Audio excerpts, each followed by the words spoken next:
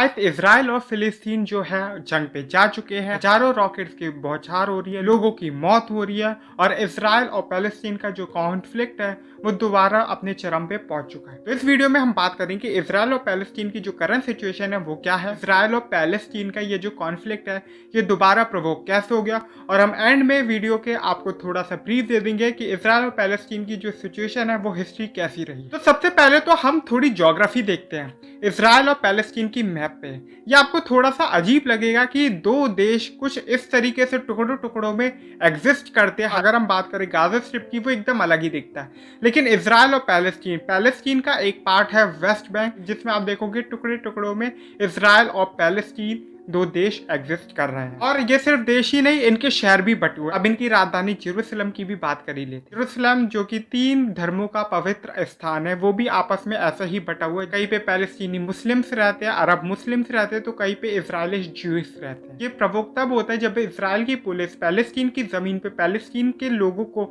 उन्हीं के घर से बाहर निकालती है। जो सबसे ज्यादा रिस्पॉन्स या रिएक्शन जो चीज दिखाती है तो वो है हमास या का जो हम कहे गाजा स्ट्रिप। हमास जो है एक तरीके से आप पॉलिटिकल पार्टी कह सकते हो या मिलिटेंट ग्रुप बोल सकते हो या आप गाजा स्ट्रिप की गवर्नमेंट बोल सकते हो। कई ऑस्ट्रेलियन, अमेरिकन और वेस्टर्न यूरोपियन देश हमास को एक टेररिस्ट या मिलिटेंट ऑर्गेनाइजेशन बोलते हैं, तो वही अदर यूरोपियन कंट्रीज है वो ये मानते हैं कि जो हमास की मिलिट्री है वो एक टेररिस्ट ऑर्गेनाइजेशन है, बाकी वो गवर्नमेंट है। कई ऐसे एशियन, मिडिल ईस्ट और अफ्रीकन कंट्रीज है जो हमास को एक टेररिस्ट और मिलिटेंट ऑर्गेनाइजेशन मानते ही नहीं है, वो हमास को उसकी सरकार मानते हैं। चाहे मैं हमास बोलूँ, चाहे मैं दूसरा फिलिस्तीन बोलूँ, हमास और इजराइल के बीच में कॉन्फ्लिक्ट अपने चरम पे तब पहुंच जाता है जब जंग का ऐलान हो जाता है। दोनों तरफ से रॉकेटों की बौछार होने लगती है, बिल्डिंगें तहस नहस होने लगती है, लोगों की मौत होने लगती है। ये तो अच्छा है कि जो इजराइल है उसके पास अपना खुद का आयरन डोम है। आयरन डोम डिफेंस सिस्टम मैकेनिज्म है जो कि हमास की तरफ से जितने भी रॉकेट आता है उन्हें उधर ही डिस्ट्रॉय कर देता है, जिस वजह से लोगों की मौत भी नहीं होती और जो बिल्डिंग्स है वो डिस्ट्रॉय भी नहीं होती। हमास या जो गाजा स्ट्रिप है जो इस कॉन्फ्लिक्ट में सबसे ज्यादा अग्रेसिव मूड में है, उसे फिलिस्तीन से या फिर फिलिस्तीन के लोगों को हमास से कोई लेना देना है ही नहीं। अगर आप गाजा को ध्यान से देखोगे तो आपको खुद समझ में आ जाएगा कि जो गाजा है, गाजा स्ट्रिप का है, वो एक तरफ से इजराइल और दूसरी तरफ से इजिप्ट, और इतनी बुरी तरह ब्लॉकेट कर रखा है, और इवन जो वाटरवेज है वो भी बहुत बुरी तरह ब्लॉकेट कर रखे हैं। इतनी बुरी तरह इसे कट ऑफ कर रखा है कि इधर अंदर ही अंदर कई सारी प्रॉब्लम्स है। ये अनएम्प्लॉयमेंट एक प्रॉब्लम है, उधर घर के लोगों के पास कई सारी बेसिक नीड्स नहीं है, जिसकी वजह से जो पूरा वर्ल्ड है वो उसकी हेल्प करता है, डोनेशन प्रोवाइड करता है, चैरिटी देता है। लेकिन जो हमास की सरकार है वो उन पैसों से अपने लिए रॉकेट्स और हथियार खरीदती है और वो सारी चीजें इजराइल के खिलाफ यूज करती है। जब भी अनएम्प्लॉयमेंट, कोर मुद्दे, भी ऐसी कोर चीजों से या ऐसी बेसिक नीड से कोई भी जनता अगर तड़प रही हो या कोई परेशान हो, तो पॉलिटिकल पार्टी सिर्फ अपनी सत्ता को मेंटेन करने के लिए, अपने कोर इश्यूज को मेंटेन करने के लिए उन्हें रिलीजन का बढ़ावा या देशभक्ति की एक लहर छोड़ देते हैं। करंट सिचुएशन की बात करते हैं तो फिर करंट सिचुएशन जो प्रोवोक होता है ये कॉन्फ्लिक्ट, वो शेख जर्रा के मुद्दे से। जो फिलिस्तीन के लोग होते हैं जो शांतिपूर्ण तरीके से अपने घरों में रहते हैं, इजराइल की पुलिस आती है, घरों से बाहर निकालती है, और उसी वक्त जो दूसरी सबसे बड़ा इवेंट होता है कि जितने भी इजरायली ज्यूइश जो एक्सट्रीमिस्ट होते हैं या फिर हम कहें कट्टरपंथी या हम राइट विंगर्स कहें, वो सब रैलीज निकाले रखते हैं जिसमें वो लोग डेथ टू अरब्स के नारे भी देते हैं, और वही तनाव पैदा होना शुरू हो जाता है अरब मुस्लिम्स और इजरायली ज्यूइश के बीच में। और ये और भड़क जाता है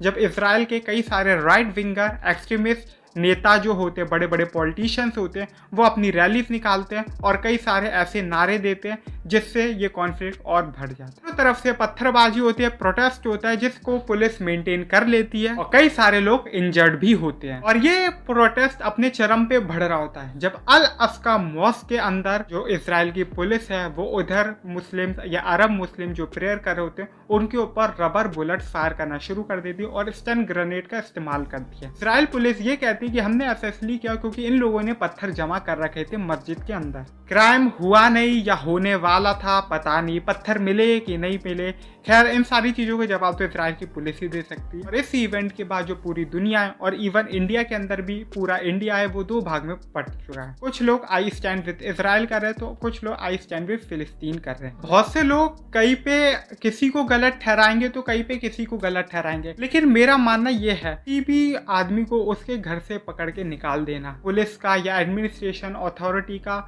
मिलिट्री का यूज करके उसे उसके घर से बेघर कर देना, उसके बाद नेताओं का डेथ टू अरब मतलब किसी के मौत के नारे लगाना, क्या ये कॉन्स्टिट्यूशनल है? हमारे ये कई जगहों पे हो सकता है, जैसे कि आपने अक्सर देखा होगा देश के गद्दारों को पीछे तक आवाज आनी चाहिए, गिरिराज जी को सुनाई दे, देश के गद्दारों को। इवेंट के बाद जो हमास है या फिर हम कहें जो गाजा है, हमास की जो गवर्नमेंट होती है वो इसराइल की सरकार को एक अल्टीमेटम देती है कि तुरंत की तुरंत अपनी सारी फोर्सेस को अल अस्का मस्जिद से हटा लिया जाए। उसी के कुछ घंटों बाद हमास जो है वो इसराइल के ऊपर आक्रमण कर देते हैं, रॉकेट को बौछारें होने लगती है, जिसके बदले में जो इसराइल की एयरफोर्स होती है वो गाजा के ऊपर एयर स्ट्राइक करती है। दोनों ही तरफ लोगों की मौत होती है, लेकिन जो सबसे शर्मनाक बात ये है कि बच्चों की भी मौत होती है। उन बच्चों की मौत होती है जिन्हें इस पॉलिटिक्स से लेना देना था ही नहीं, जिन्हें इस पॉलिटिक्स के बारे में पता ही नहीं था कि ये गवर्नमेंट क्या पॉलिटिक्स खेल रही है। और ये दोनों सरकारें पूरे वर्ल्ड वाइड आज भी पॉलिटिक्स खेल रही है। इसराइल से पूछो, इसराइल कहता है हमने इसलिए एयर स्ट्राइक की क्योंकि उन्होंने रॉकेट छोड़े। हमास कहता है कि हमने रॉकेट इसलिए छोड़े क्योंकि इन लोगों ने मस्जिद पे हमला कर दिया। पुलिस कहती है कि हम इसलिए कर रहे थे क्योंकि इन्होंने पत्थरबाजी और प्रोटेस्ट कर रहे हैं। प्रोटेस्टर ये कहते हैं क्योंकि हमने प्रोटेस्ट इसलिए किया क्योंकि ये लोग हमें घरों से बाहर निकाल रहे थे और हमारी मौत के नारे लगा रहे थे। तो वो कहते हैं प्रोटेस्टर्स राइट विंगर्स कि नहीं हम इसलिए कह रहे थे क्योंकि ये ज़मीन हमारी है। तो फिर वो लोग कहते हैं कि नहीं ये तो हमारा देश है, और ये पूरी बात हिस्ट्री पे चली जाती है। क्या किसी को घर से बाहर निकालने के बाद भी इतना अधिकार नहीं है कि वो सिर्फ अपने घर के लिए प्रोटेस्ट कर सके? वर्ल्ड की कई सारी बायलैटरल बॉडीज है वो ये मानती है कि जो इसराइल ने एविक्शन कराया है वो बहुत ही गलत है। अब बहुत से लोग हो सकते हैं इधर इसराइल को सपोर्ट करते हो, वो कहे कि नहीं इसराइल ने अपनी जमीन पे किया। याद कीजिए हमारे यहाँ भी एक बार ऐसा हो चुका है कि हम कश्मीरी पंडितों का एग्जाम्पल ले लेते हैं कि उन्हें भी घर से ही बाहर निकाला गया था।